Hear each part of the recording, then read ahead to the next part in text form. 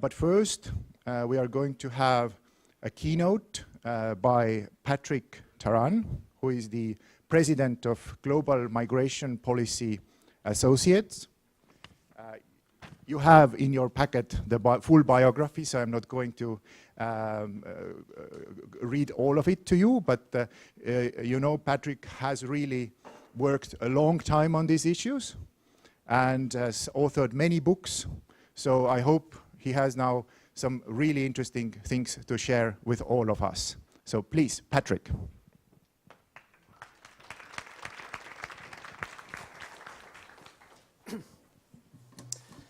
Well, thank you, Kari, for an introduction to the day and to this session.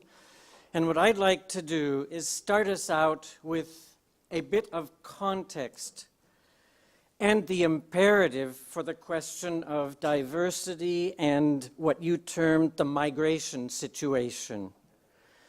And in fact, it is also the imperative for leadership on the question not just of diversity, but essentially what is at stake is not just a discussion about a social reality or a discussion of social policy, but what we're talking about in entering into this session is about the survival of Europe, about the survival of countries, European Union member states and others, and about the survival, if not the productivity of their economies and their ability to provide social welfare for the peoples of this continent.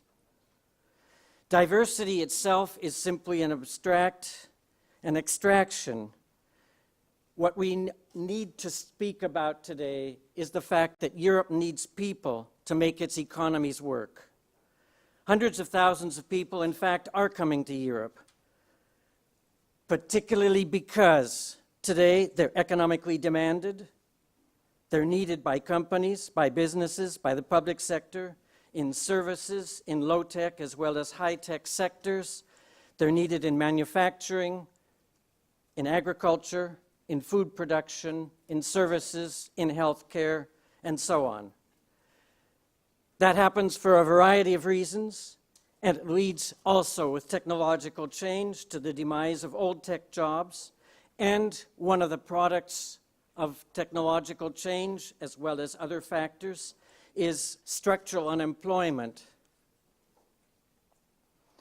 And what we particularly see in this region is demographic decline, aging of workforces, and in fact, the reduction of the people present in countries like Latvia, Lithuania, Estonia, and others.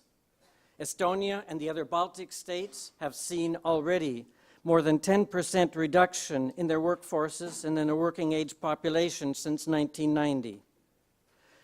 Since 1990, to give you figures, Estonia's population fell from 1.5 to 1.3 million. Latvia declined from 2.6 to 2 million. Lithuania's population has fallen from 3.6 to 3 million. Most of that decline has occurred in the population of working age. Across Europe, it's a bigger challenge, and I'll come back to that in a moment.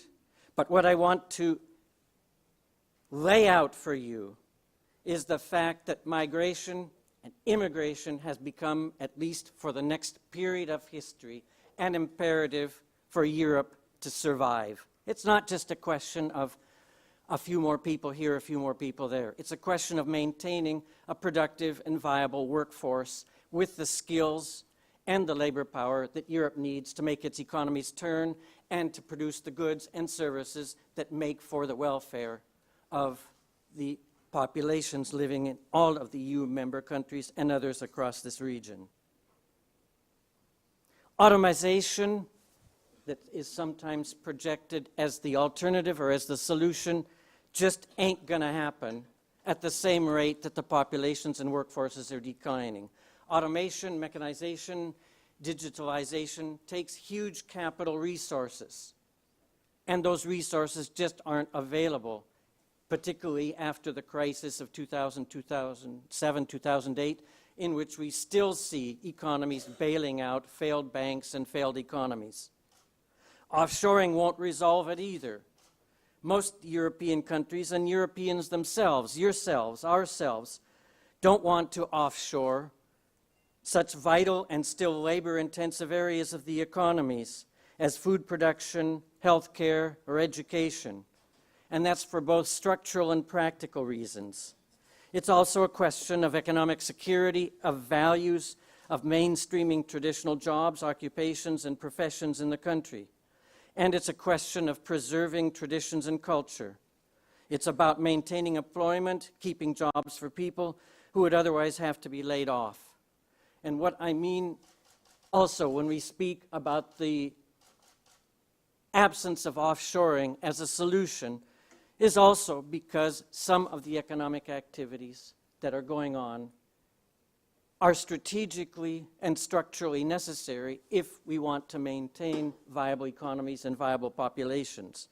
Britain remembers, for example, it survived the blockade and the Blitz of World War II because it had a domestic agricultural system that provided enough food for Britain to survive the blockade by the German war machine that attempted to starve it. And I think many other countries historically have seen the necessity of maintaining agriculture, maintaining services, maintaining basic functions of the economy within the country. But what's happening now across Europe is seriously declining populations and shrinking workforces. Russian Federation has lost 11 million people in its workforce since the year 2000. As Madame Merkel has acknowledged, Germany will lose 6 million people in its workforce over the next 13 years. Italy will lose 3 million people in its workforce in the next 15 years. Every European Union member country is below what we call the population replacement fertility rate. In fact, the average fertility rate now in Europe is 1.6 children born to every woman. And the population replacement rate across all of societies is 2.1 children per woman. And to make it a little bit more dramatic, we say 1.6 is the average. It's in fact lower in the Baltic countries, lower in a number of the other Central and Eastern European countries. But I like to note, to give you an idea of what this means simply in population terms, that Korean demographers in a country that has a similarly low fertility rate, 1.4 in South Korea, calculated that if that fertility rate remains the same, the Korean population will be extinct in 700 years. Population itself, however, may not go down all that quickly because people are living longer, they're living to older ages.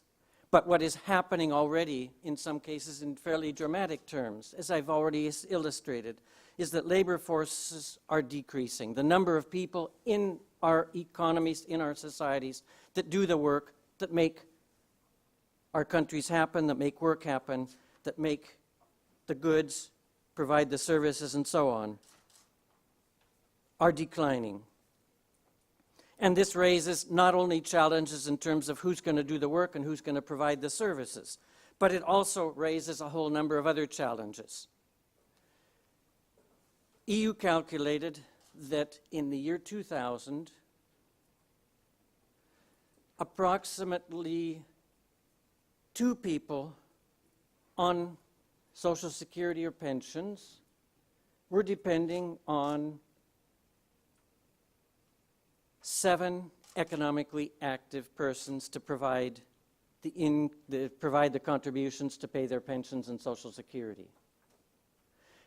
By the year 2050, the calculation is that if demographics and workforce participation remain more or less as they are, there will only be 4 economically active persons to provide the Social Security contributions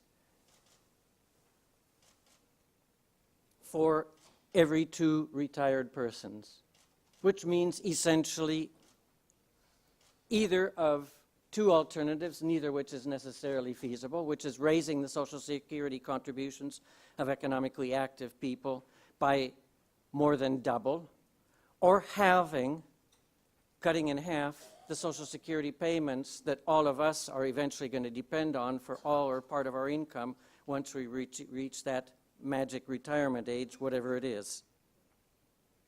But there's another dimension that I want to put on the table in terms of the challenges you face, we face, this region faces. And it's a question for the businesses here, for the representatives of companies. Do you know where your qualified staff is going to come from over the next 10 years? The McKinsey Global Institute, a company that does market research and many other things that some of you are certainly familiar with, calculated just a few years ago that by 2020,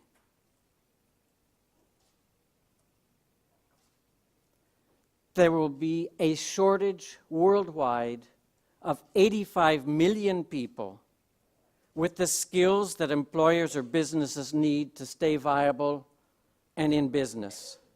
40 million people will be lacking in the developed countries with tertiary education and high skills. And another 45 million people will be absent at the recruitment call to provide technical, vocational, and scientific skills in much of the rest of the world, where similarly economic activity has to take place with a degree of skilled labor in order to simply produce what's needed to produce. And that's in a context where, according to the information I've seen from business associations, businesses across this region complain that up to 1/3 of the jobs they have on offer cannot be filled, or should I say they cannot find people to fill those jobs with the requisite level of skills or even the skills that employers need for those jobs to be done well and adequately. And I might add, I've heard the same from NECA, from the Nigerian Employers Consultative Association, from the Kyrgyz Employers Association. It is essentially a worldwide phenomenon we're facing of the decline in the availability of the skills needed for economies to run, for businesses to run in an increasingly technologically sophisticated, technologically complex world. My question then is, do we have a choice about, Kari, what you called the migration situation? Actually, if you listen to the rhetoric and you see what's on the agenda of elections, people would say there is a choice. And you've seen that choice made in votes in Switzerland, in votes in the UK, in the Brexit, and in the choice of candidates in a whole number of other elections. But I want to use an example of why that may not really be a choice. What was the first response of the business community, particularly the international or transnational business community in Switzerland, to the outcome of a vote 2 years ago that called for imposition of a constitutional amendment to the Swiss Constitution to withdraw Switzerland from participation in the European free movement area?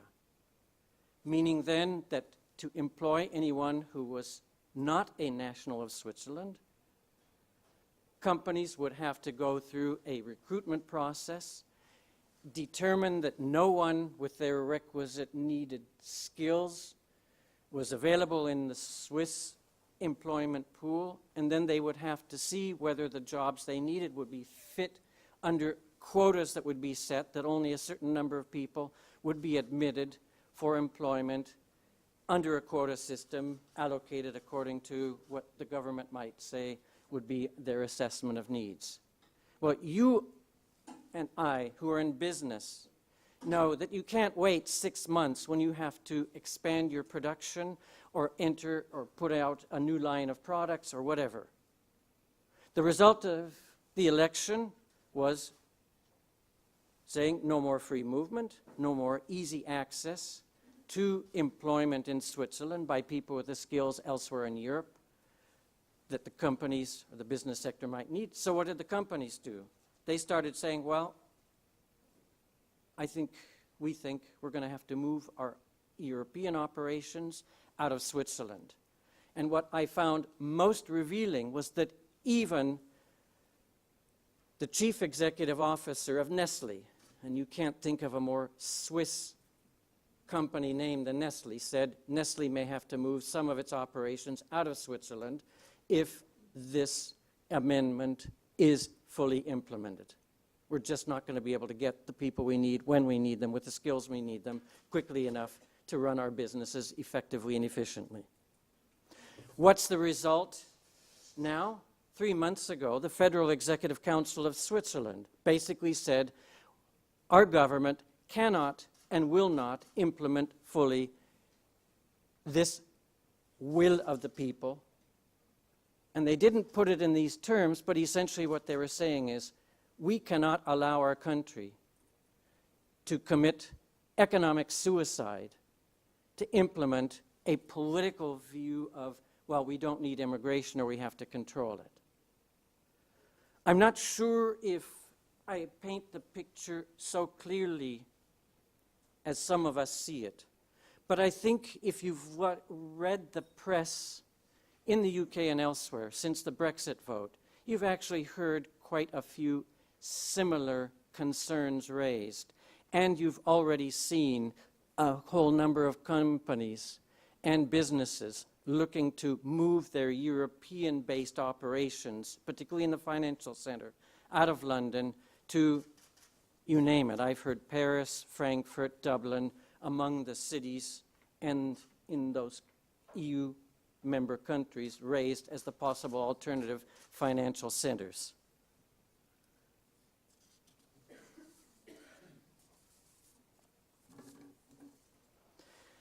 Again, the point is beyond movement within Europe, because there is simply not enough people in the European Union of working age with the skills needed to provide even for current demand, let alone the demand for labor and skills that we can see evolving. And I want to come back with that to say that while the discussion yesterday on diversity focused, I think, particularly on gender, it's not the only cutting-edge issue that is raised by the diversity challenge. And I think we're looking at a context for the discussion in which reality says we're facing not only a question of differentiation based on gender, but we're faced with societies that have established hierarchies, structures, and a notion even of identity and belonging and inclusion and rights that's based on relatively exclusive monoracial, monocultural, monoethnic, monoreligious, and very singular historic identities. And a construct that not only for women, when we talk about the domination by a particular gender and racial group, I think Aviva Wittenberg-Cox said yesterday, white male dominance. I think we're talking about an identity and a construct on which European nation states were built that says you have rights, you're included, you belong if you fit a particular racial, ethnic, religious identity construct. The problem is, the challenge is that that construct no longer reflects even the reality of what our societies look like,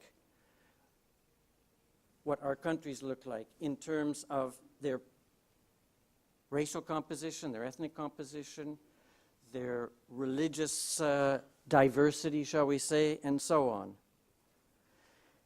And that we have a huge challenge in the fact that on the one hand, the construct of identity and belonging says only one grouping of people belongs or is part of our identity. And yet the reality is to make our economies and societies function, there's no alternative but to have far more diversity in terms of identity, in terms of not only gender identity, but racial, religious, ethnic, social, cultural, etc.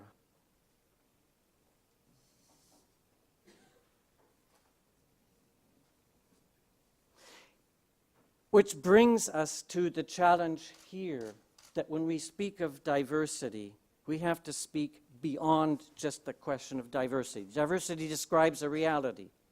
It describes what we look at.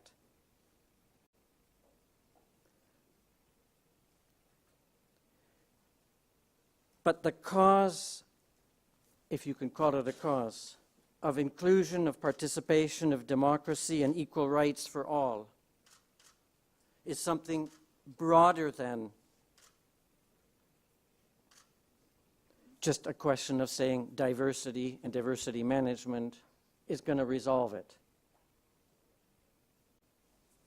And as Sari said yesterday, diversity is not necessarily a goal in and of itself.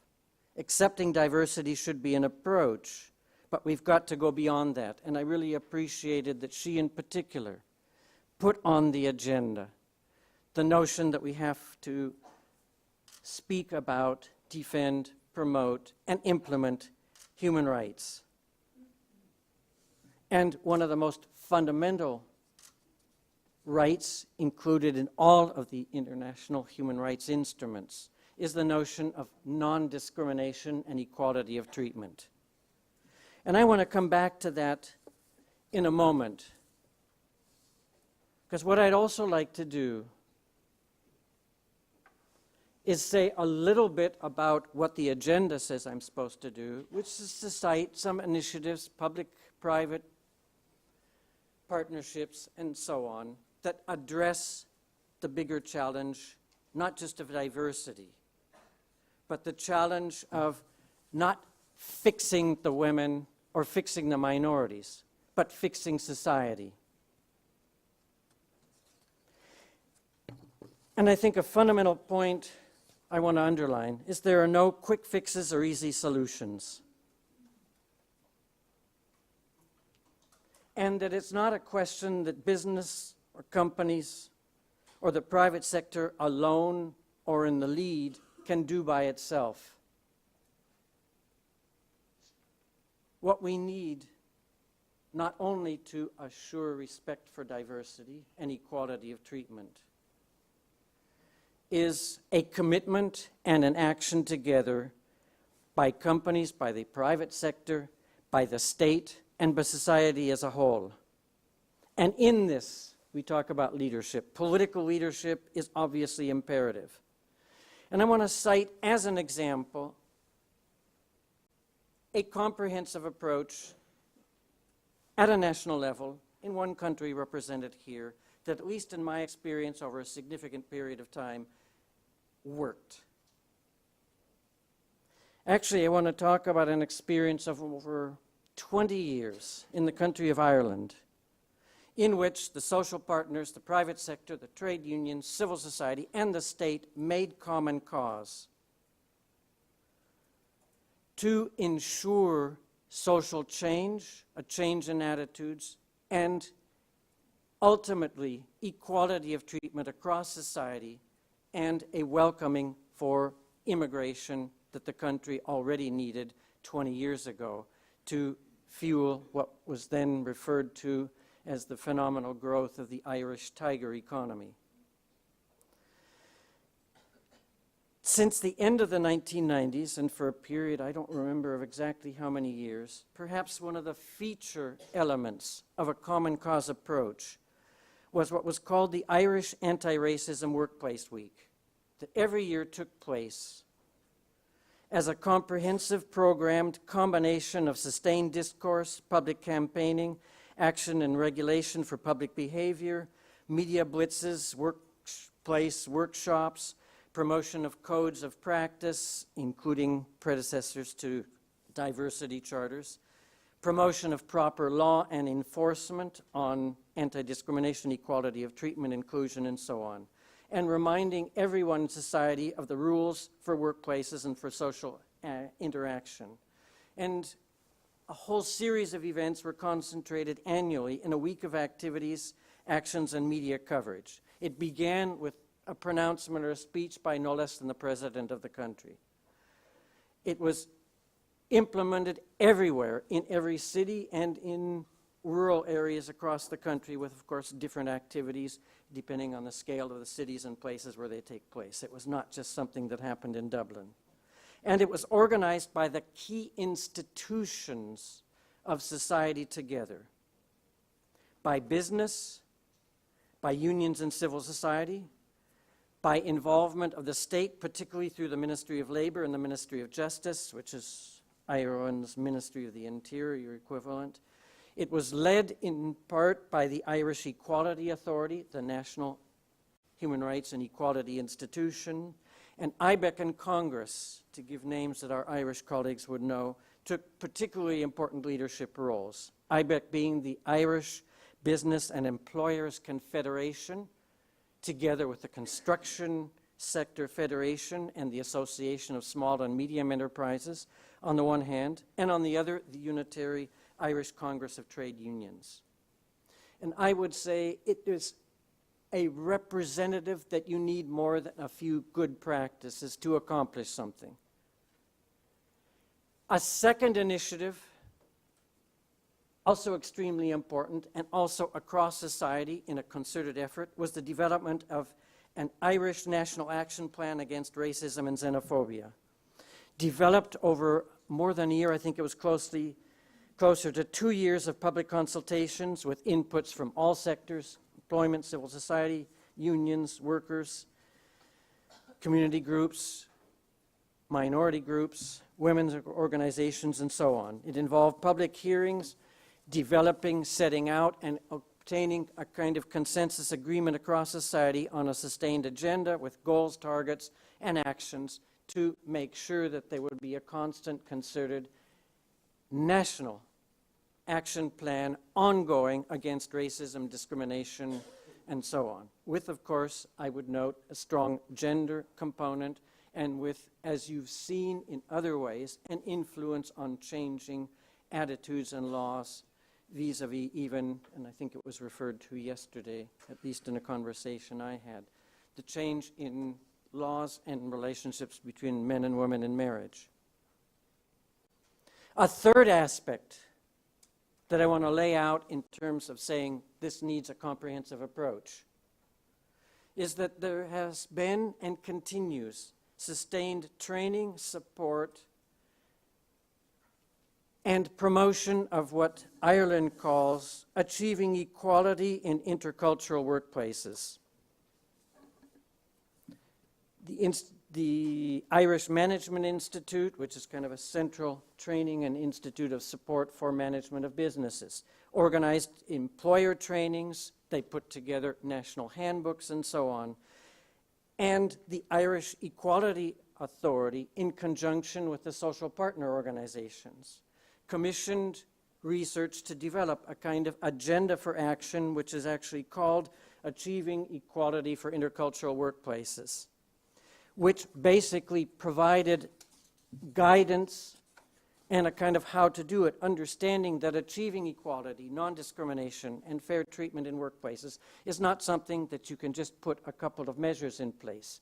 It takes not only adapting the minority, it takes a process of ultimately adapting the majority and building a culture of inclusion and equality of treatment across workplaces, across companies, and across, for example, other institutions in society, whether they be government ministries, public authorities, or unions, NGOs, and so on. Well, why do I cite these?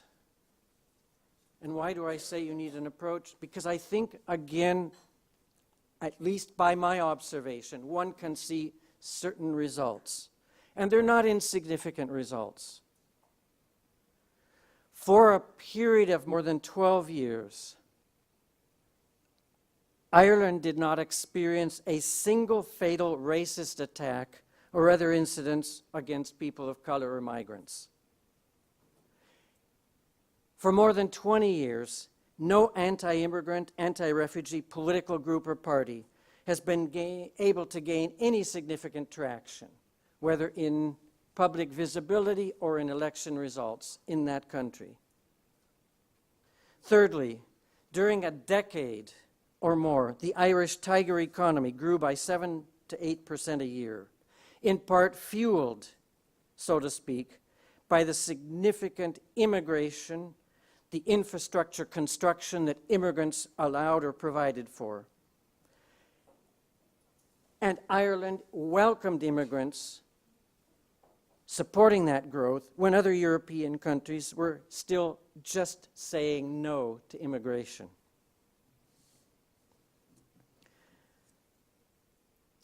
Fourthly, the results of concerted efforts clearly manifestly changed national culture.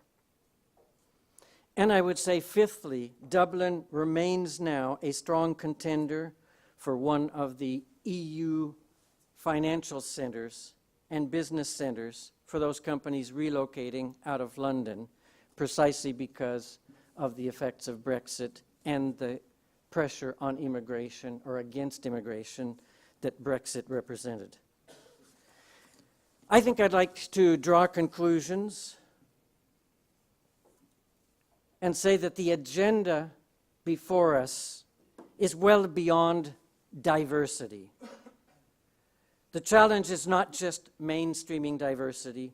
The challenge is maintaining societies in Europe that can remain functional in the context of the change of composition of our societies from uniform to diverse, the challenge of facing aging populations and declining workforces, dealing with rapidly evolving technologies that render skills of current working populations obsolete, the challenge of facing declining social security systems, and so on. I could say more, but I think to cut to the chase, to come to a sense of conclusion, so we allow time for my colleagues on a panel to share a bit more with you and move us into a discussion. I'd just like to, in a sense, sum up by saying the challenge before us is essentially an existential crisis and a threat to survival of Europe as we know it. And in that is a crisis of values. This question around migration, this question around diversity, is the battle for the future of Europe or for the control of the future. It's about a contention over values in which the other side, so to speak, is actually winning the battle because they're able to say they're talking about values. Values of tradition, family, patriotism, promising the care for our own, jobs for our own, safety and security for our communities. A context in which diversity has been in some ways portrayed as representing the threats to traditional European moral values, to safety and security, to jobs. Diversity representing migrants, people who are different, people who are coming to this region.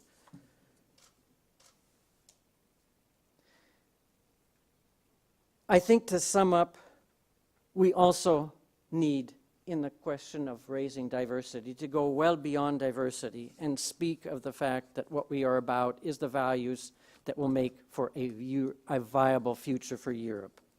And those values that we need to speak of are not just diversity. Diversity describes the reality. We need to re-articulate and promote the values that are the values of a Europe that's going to make it in the 21st century. Equality, human rights, decent work, social protection, inclusion, participation, and democracy. That has to be part of the agenda of what we're talking about here, and it has to be the agenda particularly of businesses that are represented here. Otherwise, it just ain't going to work, and we're not going to see the kind of future that most of the peoples of Europe want to see in terms of their own welfare and in terms of the welfare of a region, a continent, and a part of the world. Thank you very much.